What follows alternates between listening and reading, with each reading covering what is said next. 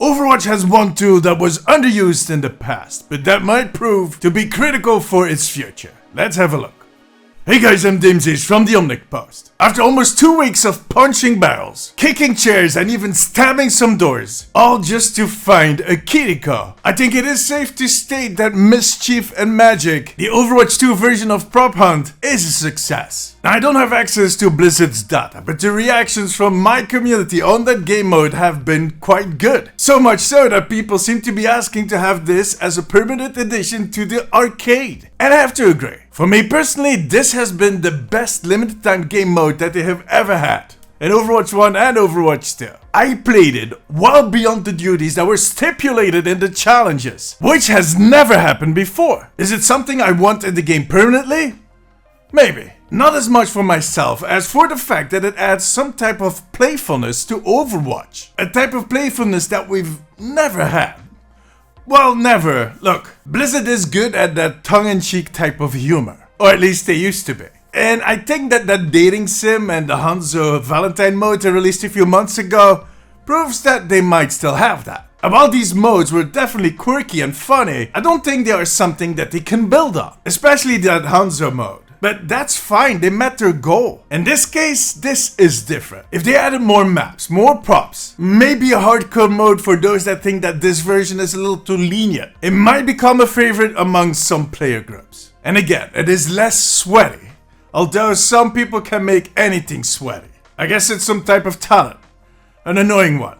The big question is, with all of these limited time events that they have planned in the coming months or even years, which other modes can they add that will get us just as excited? Prop Hunt was a bit of a safe gamble. It was a mode that we've seen in other games rather successfully. But are there any other modes that they can import to Overwatch? Well, what if I tell you that they already have the perfect tool to figure that out? A tool that has been in the game for the longest time, but in my opinion is underused. A tool that could be a goldmine for Team 4. And that tool is endorsements.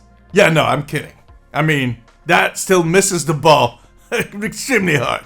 I'm of course talking about the workshop. Blizzard has a really long history when it comes to user-generated content. User-made mods for Warcraft are what kicked off the whole MOBA genre. Opening up their platform for creative users to make amazing game modes is about the smartest thing they ever did. Because not only do you get a lot of creative game modes that were added, but they can also see how popular they are. And if they notice that one of those user-created modes is very popular, well, they can make it into a game mode. Prop Hunt was and still is very popular in the workshop. So they knew that investing in that mode, recreating it, would actually pay off. And this is not the first time. Early this season they had Defeat the Demon Lord, which was made in collaboration with a creator called Cactus Puppy.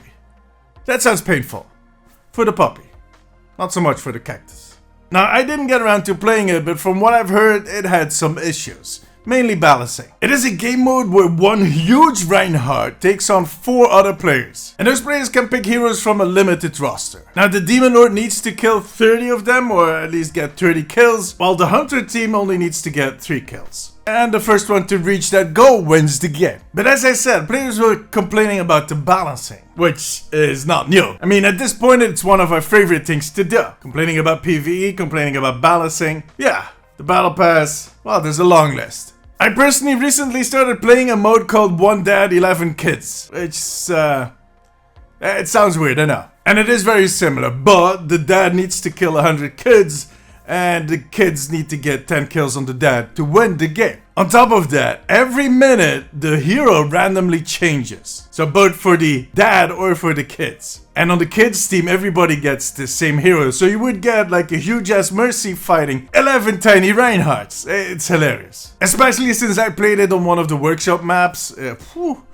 Pure mayhem. But fun mayhem. It was hilarious. Is it balanced? Hell no. But it is fun. For the same reason that total mayhem can be fun. Or another workshop game mode that I've been playing a lot is a gun game no cooldown.